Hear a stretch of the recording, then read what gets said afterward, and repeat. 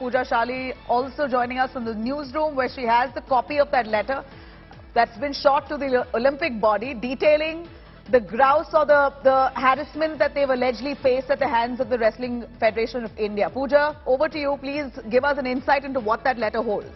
Hours after the IOA president PT Usha requested these athletes to reach out to her and tell them what their complaints are, a letter has been shot of. It's been signed. I want to quickly tell you, it's signed by Vinesh Fogart, Bajrang Punia, Sakshi Malik, Ravi Daya, Deepak Punia. All of them are global level medal winners. So what have they written in the letter addressed to PT Usha, the IOA president? Let's take you directly to the highlight. Vinesh Fogart, one of the first and most vocal who's had skirmishes in the past with Brij Bhushan Singh, has said Vinesh Fogart was mentally harassed, tortured by the president after she missed out on an Olympic medal in Tokyo. She almost contemplated suicide.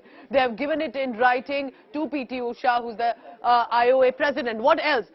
We are talking about serious complaints of sexual harassment against the Federation President Brij Bhushan Sharan Singh. These complaints have been coming to us by several young wrestlers, so we're also sort of speaking on their behalf. Importantly, some of these senior wrestlers in the last few years have received some sponsorship from the Tata Motors, but there is financial misappropriation. They are alleging that there is corruption and that the Wrestling Federation has gobbled up money that was meant for the wrestlers who have got medals or even during training. They've also in fact gone ahead to say coaches and sports science staff is absolutely incompetent and not on merit. They are informants. They give a very bad atmosphere at the training camp. So of course the highlight is the mental harassment, but they have said several young players have given to us sexual harassment of serious complaints. I've spoken to these wrestlers. They say that they have evidence, and as and when the investigation begins, which they will have to prove all these charges one by one. They say these charges have evidence. The question is, if they are able to prove, it works for them. They can change the system. If they are not able to prove it and not able to prove these allegations, Brij Bhushan Sharan Singh comes back stronger because he has said, I've not done anything wrong. I just want to conclude this one-page letter.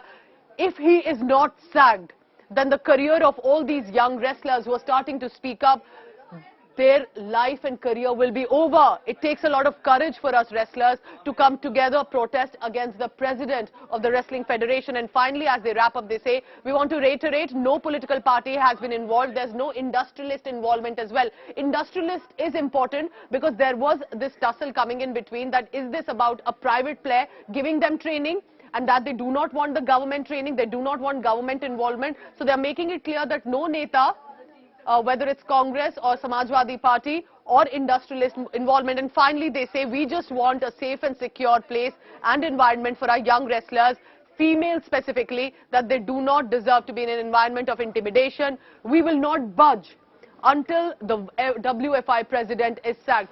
Sexual harassment cases of young wrestlers, women wrestlers, mental harassment of those who missed out on medals, misappropriation of funding, gobbling up, corruption charges, all of this signed by those 4 to 5 global level medal winners. This is highly unfortunate, and look at the way that these athletes have fully detailed their issues, the harassment that they've allegedly faced at the hands of the Wrestling Federation of India, all the way right from the top to bottom. They've accused the president himself, Brij Bhushan, of sexual harassment, of several coaches of sexual harassment, and go on to speak about the mismanagement within the Wrestling Federation of India, which is so dire that many of them have missed out on international opportunities. This is what the wrestlers, Olympians who are really the pride of India, have come out to allege the Wrestling Federation of India. Pooja, thank you much for joining us on that.